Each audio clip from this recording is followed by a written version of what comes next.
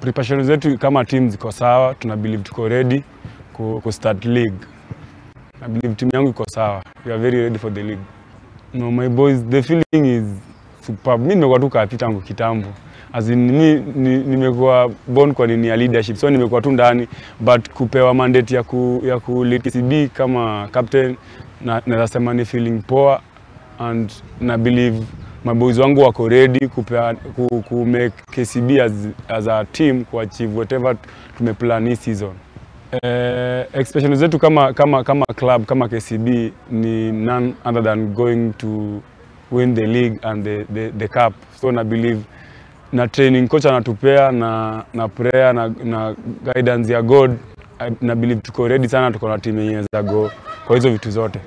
A message to my new teammates ni ati tumewapea our very warm welcoming kwa team, wana feel wako comfortable, atmosphere, environment iko sawa. So kitu naweza urge kutoka kwao ni ati wakuja watusaidie kusukuma email at least to achieve whatever the club wants.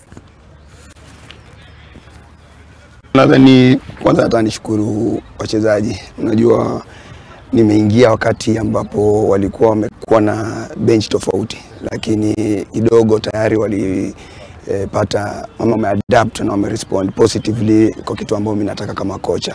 Nadhani tuongelee style of play, formation, system, yote imekuwa nzuri. Najua transition imefanyika haraka sana.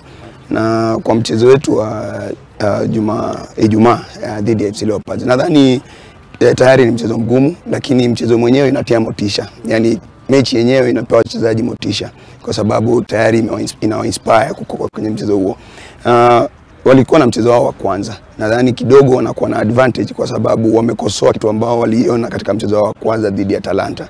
Kwetu sisi itakuwa mchezo wetu wa kwanza, lakini siwezi kutoa kwamba hiyo ni sababu ya sisi kutofanya vizuri. Nadhani kuongezeka kwa wachezaji wageni wameleta pia motisha kwa timu. Nadhani hizo nafasi zote tumekuwa covered vizuri katika defense, midfield na attacking.